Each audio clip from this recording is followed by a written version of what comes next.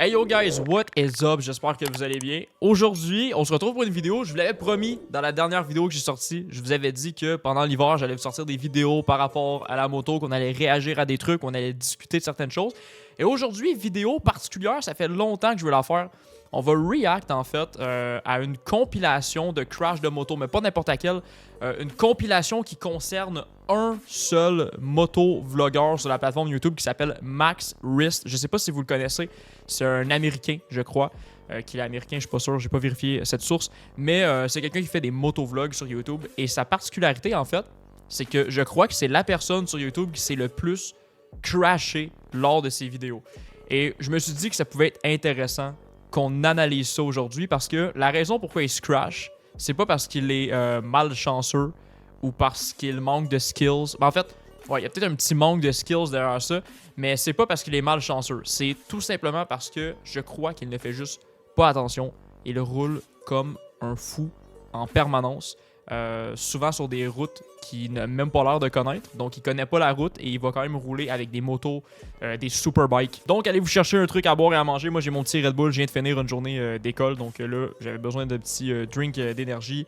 Et on part pour cette réaction à cette compilation des crashs de Max Wrist. C'est parti. Première vidéo, BMW. On va faire pause une fois de temps en temps. Je veux pas être chiant, mais parce que ça va vite quand même. BMW S1000RR crash. Superbike BMW S1000RR pour ceux qui connaissent. Roule super vite, il arrive dans une courbe, puis la courbe le prend par surprise, boum. Et c'est le crash. C'est pas un fou crash honnêtement, c'est pas un gros crash. Mais ça fait chier et ça aurait pu clairement être évité. On peut voir ici que la courbe il la prend pas, panique, bref, fini. Là c'est encore le même crash, juste différentes caméras. Ouais, ça fait mal. Ça pardonne pas, hein, les dégâts. Là-dessus, on est sur une CBR 1000 RR, donc encore une fois, Superbike, moto de fou. Ça roule vite dans des courbes. Ça, c'est tellement dangereux. On voit pas s'il y a un auto qui arrive de l'autre côté, ça peut nous prendre par surprise, un peu face à face. Beaucoup trop vite. Non, ça va. Il gère. Voilà. Même chose qui m'est arrivé ça pendant mon crash avec ma Yamaha MT-09. Je l'ai réalisé un peu par la suite que c'est ça que j'ai fait en fait et c'est la raison pourquoi je suis tombé. Donc à ne pas refaire ici, très important. On a une moto très puissante, ok? On est penché dans une courbe et là en plus ça aide pas. J'ai l'impression que la roue arrière est peut-être sur la ligne, sur la peinture en fait, au milieu. Et on est encore extrêmement penché. Et on redonne de l'accélération, mais d'une manière tellement violente. Et c'est une moto tellement puissante. Déjà, en étant penché comme ça, on redonne un gros coup de gaz. Il y a des chances que la roue, ça parte. Et je pense que c'est ce qui est arrivé. Et en plus, j'ai l'impression qu'il est sur la ligne, sur la peinture dans le milieu. Donc, je pense que ça glisse encore plus. C'est exactement ce qui s'est passé. La roue est partie. Trop d'accélération, on était encore trop penché. By the way, guys, je veux spécifier, je suis pas un professionnel de pilotage de moto. Je fais juste parler par rapport un peu à ce que je connais. Donc, si jamais je dis des trucs, vous vous dites non, ça n'a pas rapport ou quoi que ce soit, ben, les commentaires sont là pour ça. Allez donner votre avis et corrigez-moi si je dis un truc qui se peut pas. On est encore sur une CBR 1000RR.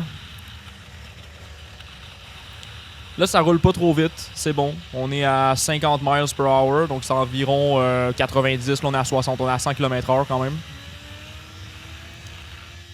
Là, on est rendu plus à 160. Et c'est ça, encore une fois. Ouf! On peut voir en plus que ces courbes, des fois, ils s'assument pas. Et voilà, ça s'est reparti. Là, je sais pas, il y a peut-être un truc qui traînait dans la rue. Une vidéo sur deux, il se crash. C'est hallucinant. Des fois, il y a l'ego qui en prend un coup aussi. Là, on veut pas avouer avoir fait un truc, avoir trop freiné ou quoi que ce soit. On dit « Ah non, je pense que j'ai touché un truc parce qu'on a trop d'ego, puis on veut pas dire que c'est notre faute. » Ok, une autre vidéo. Je sais pas c'est quoi comme moto. Maxi R6. Je connais pas cette moto-là. Oh, on est penché. Ouais, les courbes. Les courbes sont moyennement assumées. Là. Ils arrivent beaucoup trop vite. Et voilà. Ouf. Ouf. Il y a de la roche un peu ici. Il y en a là. Ça a dû piquer un petit peu, honnêtement. C'est dangereux. Genre, il arrive vraiment beaucoup trop vite. Puis ces courbes, ils contrôlent pas assez bien. Genre. Puis même moi, je contrôle pas des courbes parfaitement. Comme j'ai dit, je suis pas un professionnel. Mais la raison pourquoi je roule pas comme ça dans une courbe, c'est parce que je connais mes limites. Je pense que son problème, c'est qu'il connaît pas ses limites. Ici, il y a du sable ici. Donc, possibilité d'avoir du sable sur la route. Là. Il y a de la pierre un peu à gauche, à droite aussi. Donc, je pense que c'est un truc à prendre en considération quand on roule dans des endroits comme ça. Qui peut avoir de la roche, du sable. Là, on est en plein sur la ligne jaune, en plein milieu. Le problème d'aller vite comme ça, en plus, sur des routes qu'on ne connaît pas, c'est qu'on peut prendre une courbe en pensant qu'après, c'est une ligne droite, puis c'est une autre courbe serrée, puis c'est fini, on passe au droit.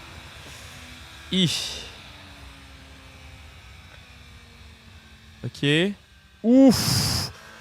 Faut accepter, guys, qu'on n'est pas des pilotes de course. Faut accepter ça. Le dude qui roule avec lui, là. Ça prend la courbe, ça veut toucher le genou. Finalement, la courbe est trop serrée parce que j'imagine qu'il connaît pas la route, encore une fois. Et il se ramasse complètement dans l'autre voie. S'il y avait un véhicule ici, là, face à face, ça a l'air d'être une espèce de petite falaise. Il aurait pu passer par-dessus, tomber en bas. Fini. On est encore sur un CBR 1000 RR. Ok.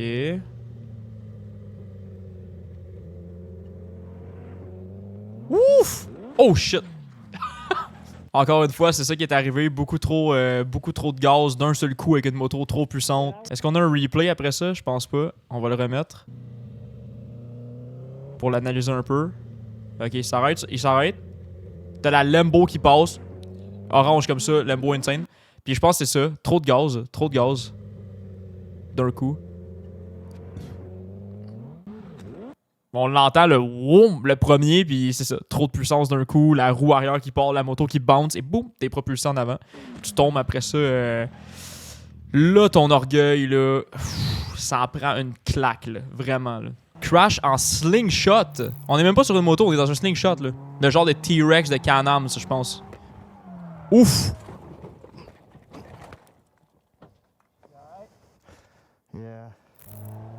Oh là là là là là là là là. Est-ce qu'un slingshot c'est fait... Non, c'est pas fait par Can-Am, c'est fait par... C'est écrit Polaris. Ok, excusez, j'ai dit Can-Am. Mais Can-Am, il y en a un truc comme ça, je pense. Je sais pas c'est quoi le nom. Et là là là là là là. C'est quoi, il avait désactivé l'ABS pour essayer de drifter avec le slingshot? Genre, je comprends pas. Pourquoi il a perdu le contrôle comme ça du truc en donnant un peu de gaz? J'espère que c'était à lui, le véhicule, parce que si c'était un de ses amis ou que c'était un garage, je sais pas trop, puis il le wreck comme ça. Ouf! Ok, je m'en allais dire, c'est pas si pire. Il y a la pièce ici qui est un peu graffinée, mais j'ai vu le mag est tordu en arrière ici. Si c'est loué, là, tu t'en sors avec une caution, man. Là, genre le 5000 que t'as donné de dépôt, là, fini. Oh là là là là. Ouais. Oh, man, c'est... Le pneu a de l'air croche en arrière. Oh, j'aurais envie de pleurer, man. Je me trouverais tellement con. Ah, c'est ça, il y a le traction control off. Je me dis, tu loues un véhicule comme ça, t'as un accident avec, c'est pas de ta faute, quelqu'un t'a rentré dedans, tout ça, ça s'explique bien. Mais là, t'arrives au truc où tu l'as loué, puis tu dois expliquer ce qui s'est passé. En plus, t'as une vidéo. Ok, donc là, on est encore en train de suivre la Lambo. Mais je pense que c'est pas... Oh là là. Ouh! Oh! Oh! Je sais pas si c'est une vraie photo de la fracture, là. Ouf! Encore une fois, c'est ça le problème. Trop vite. C'est toujours ça le problème avec ces crashs. Trop vite dans des routes où on dirait qu'il connaît pas. Dans des courbes. Il se fait prendre par surprise, il a pas le temps de réagir. Regarde encore une fois la courbe. Il se ramasse complètement dans l'autre voie. Ici, il arrive vite. Il se fait prendre par surprise par la courbe. En vrai de vrai, je pense qu'il aurait peut-être eu le temps de breaker. Là. Genre ici, tu vois que t'as pas le temps, je pense. Malgré qu'on dit ça, mais des fois en vidéo, ça a l'air moins vite que ça en réalité. Là. Mais un petit freinage d'urgence, frein avant, frein arrière en même temps, il aurait peut-être pu s'en sortir. Mais non. Là, c'est une belle fracture. Là. Oh, ça a dû faire tellement mal. Ah ouais, le cri de douleur. Juste avant de se quitter, il y avait un crash, ok, qui avait... En fait, c'était pas lui qui s'était crashé, c'était un de ses abonnés qui était parti rider avec lui qui s'était crashé, et son abonné s'est crash à cause de Max Wrist, parce qu'il a fait un move totalement...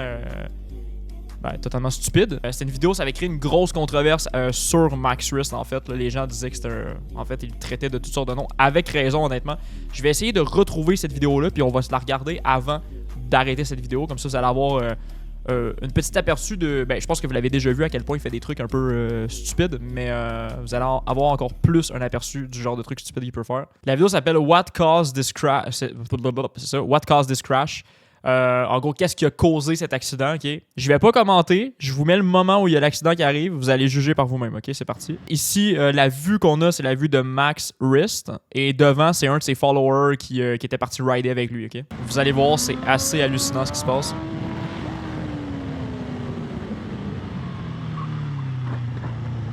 Là, on n'a pas vu parce que ça s'est passé derrière, mais heureusement, il y a une caméra derrière la moto de Max Wrist qui nous permet de voir ce qui s'est passé juste ici.